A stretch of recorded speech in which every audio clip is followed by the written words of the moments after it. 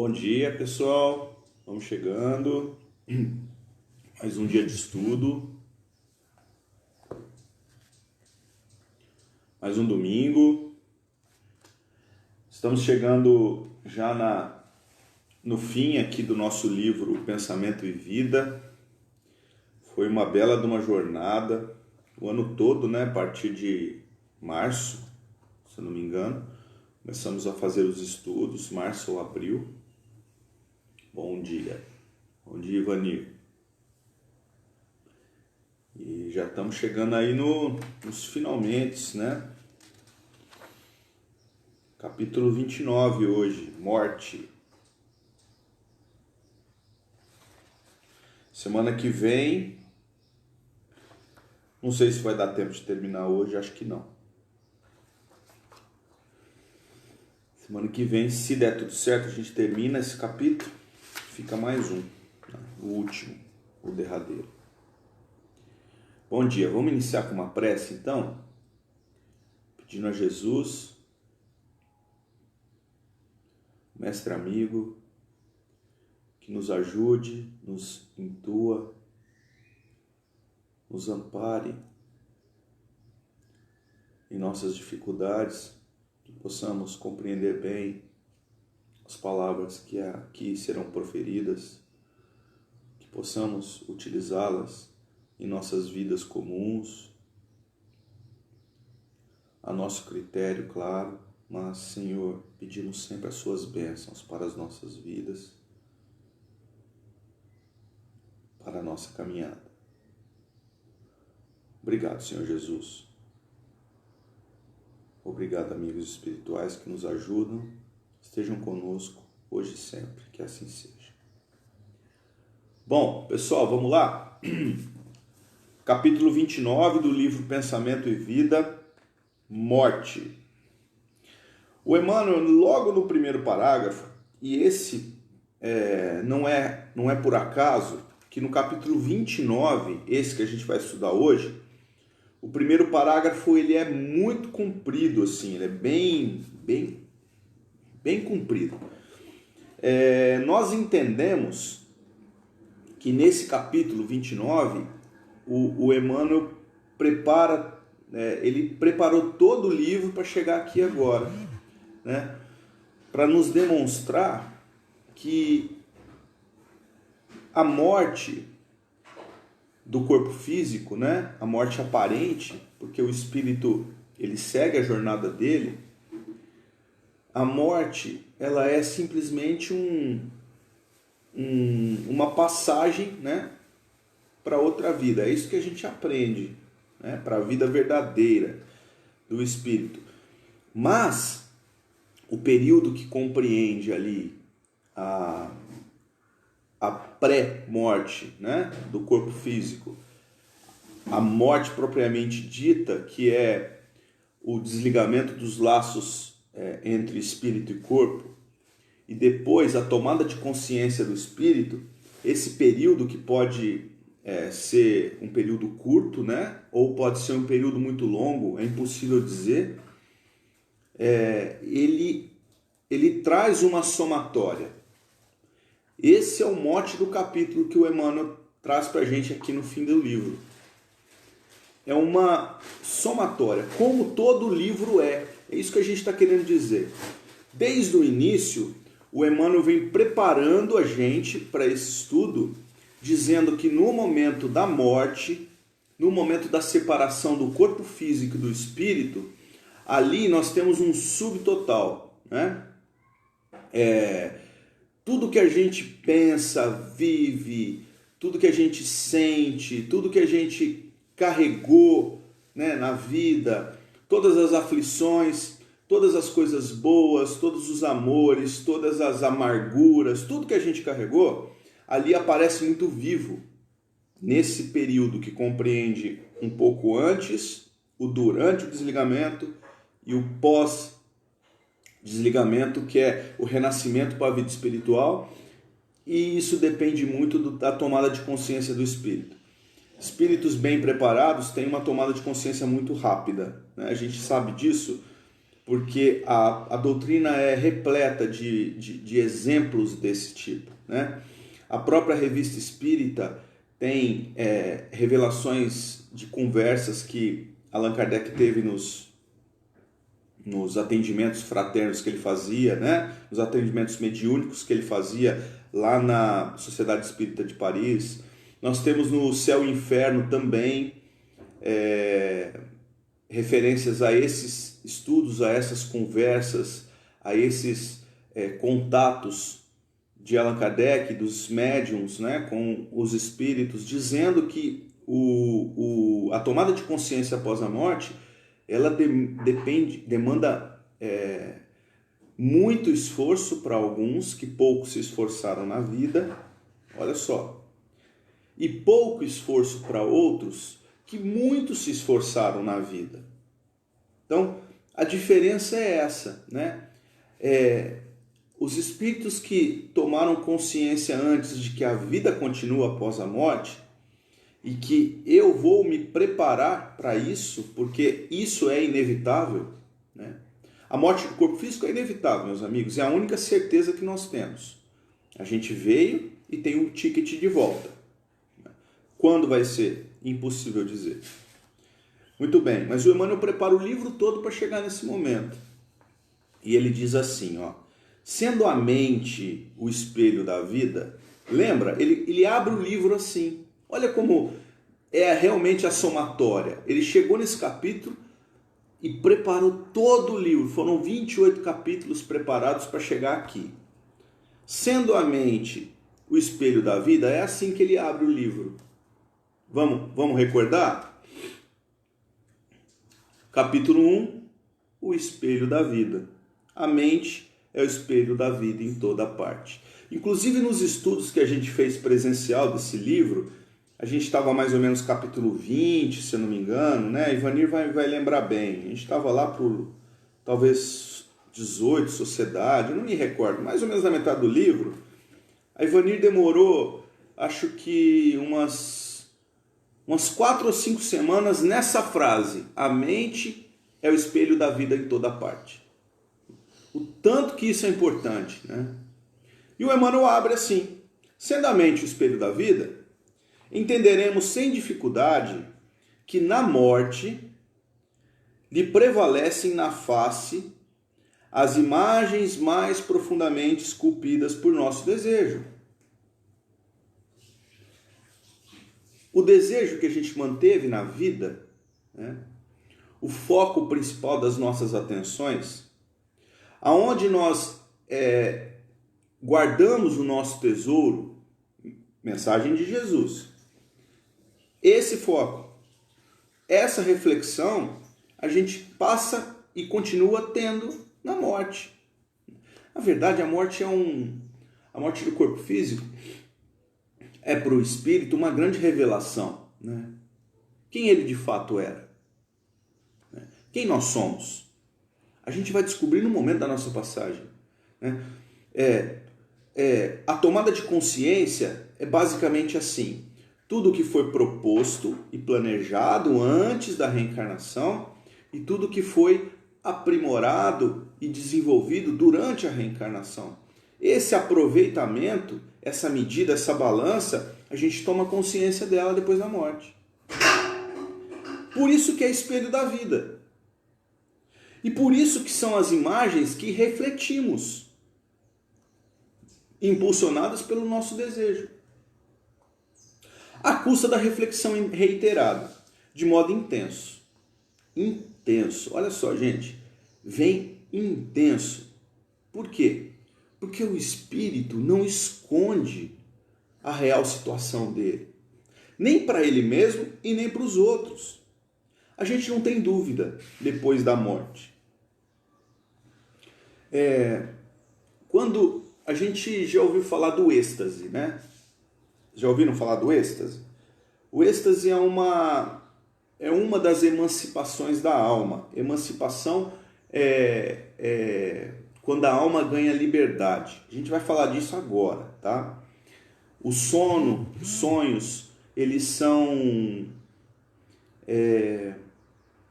emancipações da alma. o espírito se liberta, né? É uma liberdade parcial durante o sonho, só que a gente chama de emancipação da alma. O êxtase é um momento maior do que um simples sonho. É um êxtase mesmo, é um deleite para o espírito, é uma visita que o espírito faz a regiões superiores, regiões habitadas por espíritos, os mentores da nossa vida, né? Espíritos que estão num outro patamar evolutivo. Só que a gente só visita, você não pode ficar. Mas você não pode ficar, não é porque ninguém deixa você ficar. A gente não pode ficar porque a gente não tem condição de habitar esses lugares. Pela nossa condição fluídica, pela nossa condição vibracional. São vibrações diferentes.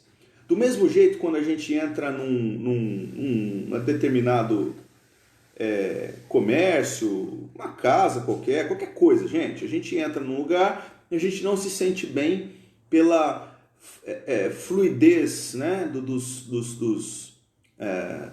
das emanações daquele lugar, né, os representantes, né, dele, os donos, as pessoas que frequentam. Então ali a gente tem dificuldade de ficar. Do mesmo jeito que a gente vai em casa de pessoas que a gente gosta muito, e lá a gente se sente muito bem, a gente é muito bem acolhida, você não quer ir embora. É igualzinho, é o mesmo princípio. É o mesmo princípio. E o Emmanuel está dizendo isso para a gente, que nós habitamos exatamente o lugar onde nós não só merecemos, mas é o lugar onde nós cabemos, né? É muito mais sublimado que isso, eu não estou encontrando a palavra, mas nós habitamos exatamente o lugar, o ponto, a condição que nós vibramos em conjunto com ela. Então, na morte não é diferente, a gente continua seguindo o mesmo caminho que a gente tinha na vida. Com a diferença de que o espírito, ele tem muito mais consciência de si. Ele não consegue mentir para ele mesmo, nem para o outro, né? Não tem árvore para a gente se esconder atrás. A gente é quem a gente é. Essa é a verdade. E continua Emmanuel. Guardando o pensamento, plasma fluídico e precisa faculdade de substancializar suas próprias criações. Então, as nossas criações mentais, elas são demonstradas no momento da morte, né? Pessoas que estão sofrendo durante algum tempo, né, acamados, desenganados pelos médicos, por exemplo, estão ali sofrendo uma doença que está devagarzinho tirando a vitalidade, elas têm muitas vezes visões atrozes de verdugos do passado, pessoas que já partiram e tiveram grandes amarguras com essa pessoa. É comum a gente ter isso. Do mesmo jeito que é comum você, nesse estado moribundo, você compartilhar de visões de amigos, de parentes, o pai e a mãe que já partiram e tem condição de ajudar. Então é comum as pessoas enxergarem com os olhos espirituais esses amigos, esses membros, também com carinho vem ali dar um apoio no momento do desencarne. Então, são criações que vão ganhando corpo, né? Imprimindo-lhes a essas imagens, a essas criações, vitalidade e movimento temporário. A maioria das criaturas terrestres na transição do sepulcro é naturalmente obcecada pelos quadros da própria imaginação, aprisionada a fenômenos alucinatórios. Olha só, alucinações mesmo. E ela é gratuita, é fortuita para a gente? Não, nós carreamos isso durante a vida. Por que nós estamos dizendo isso? O mais importante não é ficar alertando, pondo medo em ninguém. Esse não é o motivo do estudo. O motivo do estudo é dizer que, olha, isso tudo vai acontecer. Então, é possível, nesse momento, nós tomarmos algumas medidas por melhores mudanças, por melhores condições. Nós podemos ser melhores hoje, a partir de hoje. Nós não precisamos chegar lá no momento de desencarne sem...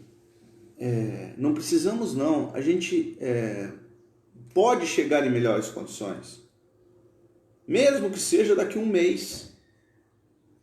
É melhor a gente tomar essa consciência agora e tentar resolver algumas coisas que estão mal resolvidas, tentar melhorar uma condição para que a gente adentre o plano espiritual de uma maneira mais feliz, uma maneira mais plena. É uma história famosa do nosso movimento espírita, o livro Voltei, do espírito ditado ao Chico pelo espírito irmão Jacó. O livro é esse aqui, ó. Voltei, de Chico Xavier. O espírito é o irmão Jacó. O irmão Jacó era o Frederico Figner, que era o dono da IEMA Odeon, né? Ele chegou no Brasil, era um italiano, chegou no Brasil começo dos anos 1900, alguma coisa ali, e logo rapidinho ele se tornou espírita, muito influente dentro da Federação Espírita Brasileira, morou no Rio de Janeiro, a federação era nessa época no Rio de Janeiro, então ele teve muito contato com os espíritas da época, ele se tornou um dirigente muito importante no movimento, trabalhou muito em trabalhos mediúnicos, então ele foi assim, muito importante para o nosso movimento. O parque gráfico da FEB foi presente dele, ele destinou toda a fortuna dele, era um homem muito rico, não quando veio da Itália, né? Mas depois ficou um homem muito rico, e ele destinou quase que toda a sua fortuna para a Federação Espírita Brasileira. E o parque gráfico da FEB, onde fazem os livros, foram presentes dele. Eu não sei se ainda funciona daquela maneira, né, antiga, mas ele impulsionou isso no Brasil. E por isso ele tinha muito crédito? Sim, mas era um crédito de amparo e de ajuda. Porque quando ele adentra o plano espiritual, depois que ele morre, depois da morte do corpo físico, ele percebe que ele não tinha luz. A luz, meus amigos, é uma alusão à completude, né? O espírito que está em paz com ele mesmo. A gente criou muito misticismo por trás dessa questão da luz. O espírito não tem luz, não se iluminou. A luz é uma metáfora para paz, né? Para tranquilidade, para brandura espiritual, que a gente só adquire por nós mesmos, pela nossa condição. A Ivanir diz que o Frederico Figner doou para o Chico e o Chico doou a FEB. Obrigado, Ivanir. Então, corrigindo, o irmão Jacó, do livro Voltei, ele fez toda a doação do que ele tinha para o Chico e o Chico doou para a FEB. Tudo bem, obrigado, Ivanir. E aí o que aconteceu? Bom dia. O que aconteceu?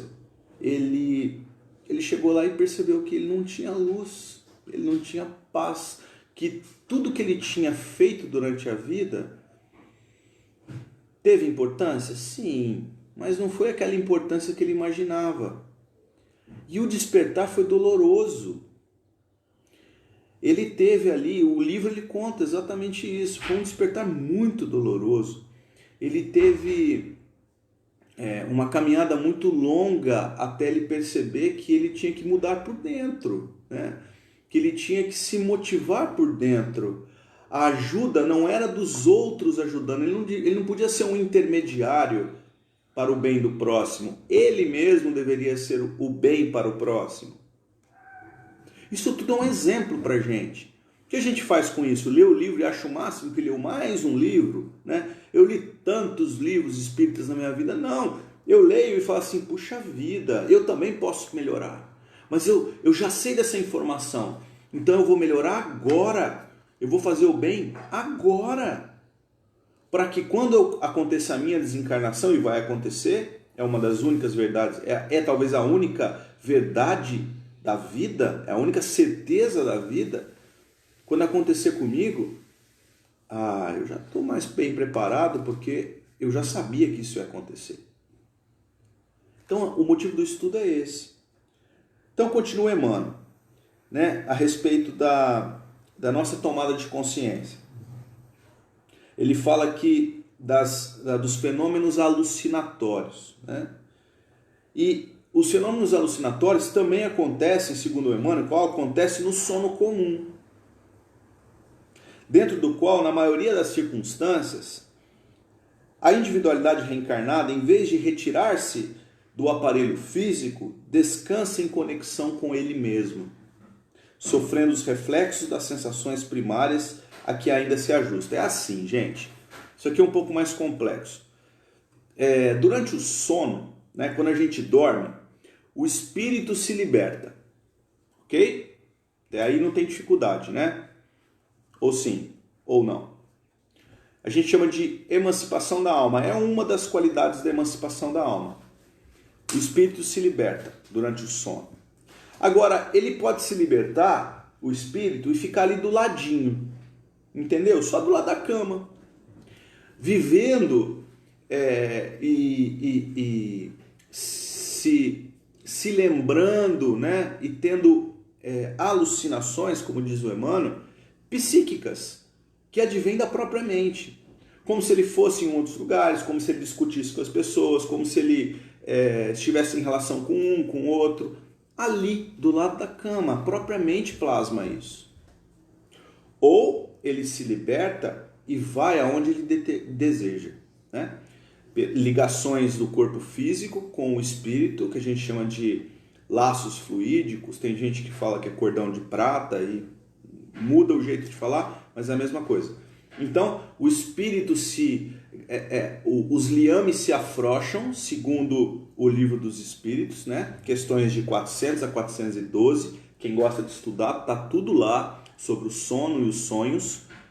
O Livro dos Espíritos, questões 400 a 412, tá? O sono e os sonhos. Então, o espírito ganha essa liberdade e vai aonde deseja. Por exemplo, eu tô com vontade de tomar chocolate quente. Em Ribeirão Preto é difícil a gente achar um lugar que tome chocolate quente, vocês não acham? Mas eu me recordo de um chocolate quente que eu tomei uma vez, há muito tempo atrás, lá em Gramado, lá nas Serras Gaúchas. É um exemplo. Nossa, mas aquele chocolate quente estava muito bom. Eu tô com um gosto dele hoje, ó. Tô sentindo o cheiro. Me deu vontade? Eu não tenho muito o que fazer aqui, eu vou lá. Isso pode acontecer, né? Isso pode acontecer. Ou eu só me lembro daquelas cenas e fico pertinho do meu corpo e aquilo passando na minha mente como se fosse um cinema, né? Um cinema 7D ali, porque eu sinto tudo. Sinto o cheiro, sinto o gosto, pego na mão, estou dentro do filme. Olha que coisa interessante. Isso tudo está explicado no Livro dos Espíritos e o Emmanuel está fazendo só um aparato aqui. Por que ele está falando sobre isso? Porque os sonhos, o sono, essa emancipação da alma que a gente ganha, uma maior afrouxamento dos liames, né, do que liga o corpo físico ao espírito, é um treinamento para a morte. Toda noite que a gente dorme é um treinamento para essa morte, para a morte, que é a grande libertação do espírito. E lá no livro, na parte da emancipação da alma, os espíritos são muito diretos para dizer para Allan Kardec que o espírito, nós em espíritos, não gostamos de estarmos aqui. A gente acha que gosta. Quando a gente fala assim, morte é um negócio que assusta. Ninguém quer morrer. Bom, acho que ninguém. Mas eles dizem que não, que para o espírito é uma grande libertação. Olha que informação importante. Então aquela pessoa que está sofrendo, que está passando por agruras físicas, doenças, desenganadas pelos médicos, está prestes a desencarnar, por exemplo, estou dando um exemplo, a gente fica aqui chorando, né? coitada, ai, vai morrer. Mas a morte não existe, a morte de fato. A morte que é referida aqui no capítulo é simplesmente a passagem, uma libertação, que a gente treinou todas as noites das nossas vidas, todos os dias dormindo. A gente vai treinando um pouquinho mais para saber como é que é o plano espiritual. Faz uma recordação, pensa nos sonhos que você teve nos últimos tempos. Como é que tem sido a sua noite? Como é que tem sido o pré-dormir? Né? Nós nos preparamos para dormir? Sim ou não? Ou a gente simplesmente deita, faz uma prece rapidinho? Eu não sei se os amigos já ouviram falar do Nuno Cobra. Já ouviram? Nuno Cobra? Nuno Cobra ele foi preparador físico do Ayrton Senna. Eu não conheço muito da história do Nuno Cobra, mas ele era um educador físico, né? Professor de educação física, como eu sou. Então a gente teve contato por causa da profissão, assim, contato. Eu conheci alguma coisa dele, não conheço muito.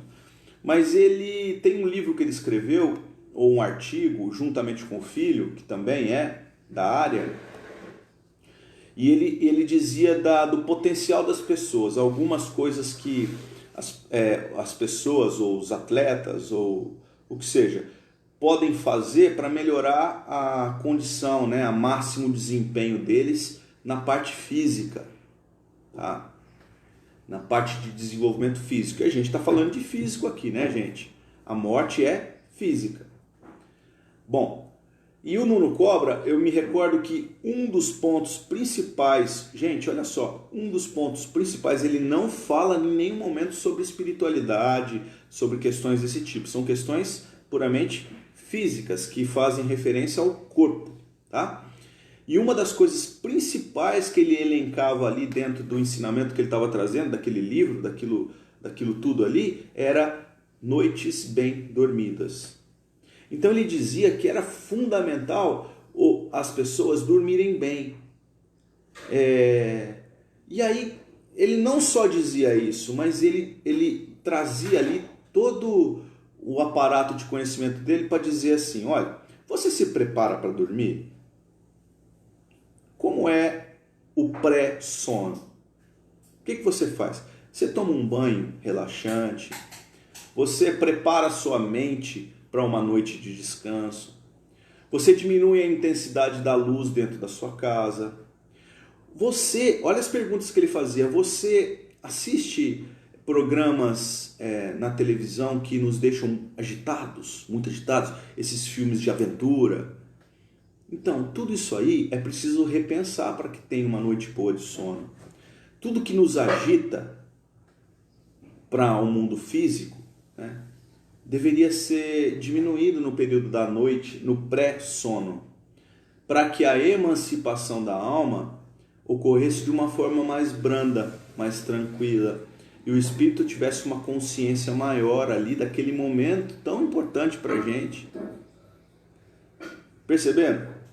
O chazinho à noite ajuda, né? Conversas mais edificantes, encontros mais sadios, e por aí vai. Entenderam? É preciso se preparar para dormir. Leitura é muito recomendado. E claro, né, meus amigos, a prece. A prece é fundamental. Bom dia, fundamental. Bom, para a gente finalizar o estudo de hoje, claro que a gente não passou nem do primeiro parágrafo. Quando acontece isso, a Ivanir adora. Gente, a gente leu só o primeiro sobre morte, então semana que vem com certeza falaremos mais sobre isso. Mas para encerrar o estudo de hoje, no livro Um Novo Tempo, do Espírito Hilário Silva, no capítulo número 6, ele descreve para a gente nada mudou. Olha que coisa bacana. O Hilário Silva tem o poder de falar muito com poucas palavras. A lição, gente, ela tem... não tem uma página. Menos que uma página. Então ele diz assim, ó, eu vou ter que ler para ficar assim, bem gravado. Senhora muito distinta, delicadamente bem vestida, adornada por joias exóticas, adentrava todos os domingos pela manhã o venerável prédio pertencente à Igreja Anglicana, localizado em Reduto Evangélico no bairro do Limão, na cidade de São Paulo. Então ele coloca lá, a pessoa, a senhora, ela ia todos os domingos para a igreja. Todos os domingos de manhã ela ia para a igreja.